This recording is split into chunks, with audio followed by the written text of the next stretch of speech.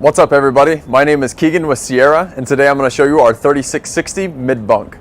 So one of the very cool features you get with the fifth wheel is the pass-through storage up front. Our fifth wheel units all come with 4-point or 6-point automatic electric leveling. Most of them will either have an outside kitchen or your mini reefer outside, which is really convenient. Obviously we're underneath the awning, so you get a great spot to camp outside. One of my favorite features out here is going to be the MoRide step above with the strut. So this step's super light, super easy to maneuver. And then coming on up into our unit, all of our standard fifth wheels are going to come with this Everchill 12-volt 17 cube reefer. It's one of the biggest in its class, and it looks really nice. We've got your conventional microwave, and then we've got a ton of island countertop space in this unit, and we've got a really nice entertainment system back here.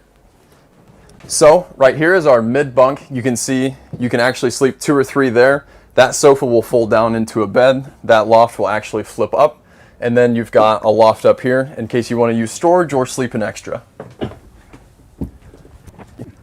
So coming up front into the bedroom, you're going to have a huge wardrobe slide, so that way you can fit all your clothes necessary for the trip.